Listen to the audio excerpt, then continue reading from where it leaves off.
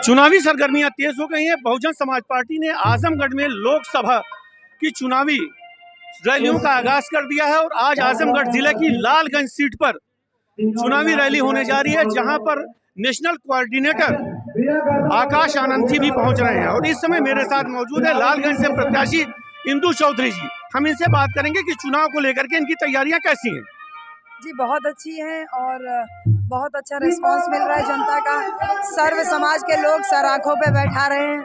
जनता तो इतनी आतुर है कि बस 25 मई का दिन आए और हम आपको जो है वोट इतना कर रहे हैं कि मशीन फेल हो जाए। इतना उत्साह लोगों में है, युवाओं में, बच्चों में, महिलाओं में, सर्व समाज में बहुत ज़्यादा उत्साह देखने को मिल रहा है। आप एक एकेडमिक तौर से आती हैं, तो आप ये कहाँ चुनाव में भीड़ में फंस गई? आप तो अच्छा खासा एक बड़े संस्थान में ऐसे प्रोफेसर काम कर रही थी, भीड़ में धूप में लोगों के बीच, ये जाने का क्या है? देखिए ऐसा होता है ना कि अगर अच्छे लोग राजनीति में नहीं आएंगे तो बुरे लोग आपके ऊपर हमेशा शासन करेंगे।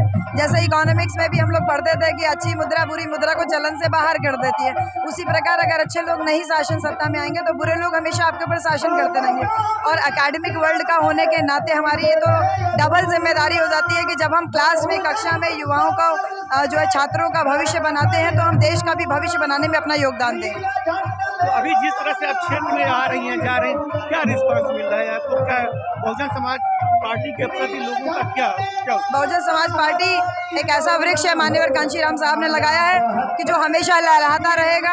लोगों का इतना प्यार दुलार मिल रहा है क्योंकि सर्व समाज सर्वजन हिताय सर्वजन सुखाय की नीति पे बहन जी काम कर रही है। तो सर्वजन समाज बहुजन समाज पार्टी को अपना परिवार समझ रहा है, उनके मुखिया को अपना मुखिया मान रहा है और इसीलिए इतना प्यार दुलार सम्मान मिल रहा है, जिसके लिए मैं हमेशा आभारी हूँ लालगंज के लिए। आप तो कह रही हैं कि बहुजन समाज पार्टी के लोग सम्मान दे रहे हैं, लेकिन वहीं सत्तारूढ़ दल भारतीय जनता पार्टी की हम बात करें तो वो कह रहे हैं कि मोस्टली जो बहुजन का वोट है वो हमारे साथ शिफ्ट हो चुका है, बसपा तो बस वही हवा में चुनाव लड़ रही है। देखिए दिन में सपने देखने जिनको अच्छा लगता है वो सपने देख सकते हैं।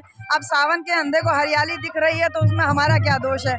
हमारा ये बहुजन परिवार आज आपको दिखाई दे रहा है। इसके साथ साथ आप जब चुनाव होगा, वोट पड़ेगा तो उसके बाद की हकीकत और भी साफ हो जाएगी। एक चीज और बहुत समझने की जरूरत है कि आज का चुनाव बहुत महंगा हो चुका है। धन बल माफिया गर्दी ये सब चुनाव में देखी जा रही है और आप जिस तरीके से एक प्रोफेसर होकर के बच्चों को पढ़ाती थी, अब आप आगे फील्ड में कैसे इनका मुकाबला करेंगे? इस समाज में जिस तरीके से चुनाव को लेकर के एक धारणा पैदा होगी उसको कैसे तोड़ेंगे? देखिए राजनीति में अपराधीकरण और अपराधियों का राजनीतिकरण तो ये चलता रहा है, लेकिन उससे बड़ा मुद्दा है चुनाव में जो पैसे का जो मनी इनफ्लो होता है राजनीति में, तो उसको कंट्रोल करना भी हमारी ही जिम्मेदारी है। अगर सामान्य परिवार से मैं आज आ रही हूँ और मैं चुनाव जीत के जाती हूँ तो ये कहीं ना कहीं एक सामान्य वर्ग के व्यक्ति के लिए भी एक इंस्पिरेशन होगा कि कोई भी व्यक्ति जो एक सामान्य परिवार से आता है वो चुनाव लड़ सकता है। माननीय कांशीराम साहब ने 1 वोट 1 नोट का नारा दिया था। वो समय था जब हमारे पास बिल्कुल रुपया पैसा नहीं था, लेकिन जनता के पैसे से चुनाव लड़ा गया और जीता गया और शासन सत्ता हासिल की गई। उसी पैटर्न पे हम काम करके वापस शासन सत्ता के शीर्ष पे पहुंचेंगे, ऐसा मेरा विश्वास है। तो आपने कहा कि सत्ता के शीर्ष पर पहुंचेंगे, इसका मतलब क्या? अगला प्रधानमंत्री? निश्चित रूप से हमारी बहन कुमारी मायावती की जो नीतियां है सर्वजन हिताय सर्वजन सुखाय की, अब उसमें लोगों का विश्वास बढ़ रहा है। मुस्लिम समुदाय खुल के सामने आ रहा है, अपर कास्ट का भी बहुत अच्छा खुल के सपोर्ट बहन जी के आ रहा है और जिस प्रकार से टिकट वितरण इस बार हुआ है और जगह जगह पे लोग बता रहे हैं कि ये वाली सीट पे निकल रही है, ऐसी सीट पे निकल रही है। प्रथम चरण का चुनाव भी जो आएगा उसके रुझान भी ये बता रहे हैं कि उत्तर प्रदेश में हम भारी बहुमत से जीत रहे हैं और देश की शासन सत्ता के लिए सबसे बड़ी दावेदारी पेश करने वाले हैं। भारतीय जनता पार्टी कर रही है 400 पार हम जा रहे हैं, आप कह रहे हैं कि मायावती जी प्रधानमंत्री बनेंगे, ये कुछ समझ में नहीं आ रही है। देखिए चुनावी कहीं तालमेल के साथ तो नहीं? जी वैसा ही है ना, जैसे कहते 15 लाख देंगे, अच्छे दिन आएंगे, बाद में कह दिए चुनावी जुमला था, तो वैसे ही हमको लगता है ये 400 पार या 400 पर हार ये भी हो सकता है।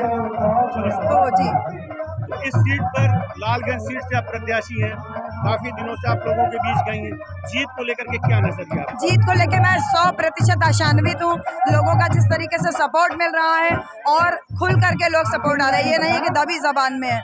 दलित, पिछड़ा, मुसलमान के साथ में जो भी अपर कास्ट वोट है वो भी हमारी तरफ रुझान दे रहा है। लोग मीटिंग कर रहे हैं, मीटिंग करके बता रहे हैं कि देखिए हमारा फुल सपोर्ट है तमाम जो जातियों का। तो इससे ये समीकरण जो सामने आ रहा है कि वैसे भी लालगंज लोकसभा बहुजन समाज पार्टी की पेट सीट रही है और जिस तरीके से सर्जन का हमें सपोर्ट मिल रहा है, निश्चित रूप से यही नहीं तमाम उत्तर प्रदेश में सीटें भी हम जीतेंगे। वैसे तो बसपा के लिए मजबूत सीट रही है, ये तो निश्चित है, लेकिन ये इस बार बीजेपी से सीधा मुकाबला सपा का देखा जा रहा है। लोग जैसा लोग करें, आपके ऑब्जर्वेशन कैसे, क्या बसपा या फिर रिटर्न कर पाएगी?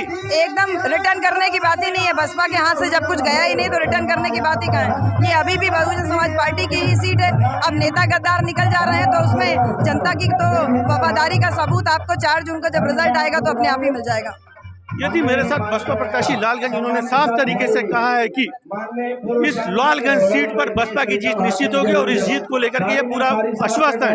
लेकिन अब सवाल ये उठा कि ये चीज चुनाव के मतगणना के बाद ही साफ हो पाएगी कि ये सीट बसपा बचा पाती है या नहीं। कैमरामैन गौरव श्रीवास्तव के साथ खुर्रम आलम नुमानी, ABP गंगा, आजमगढ़।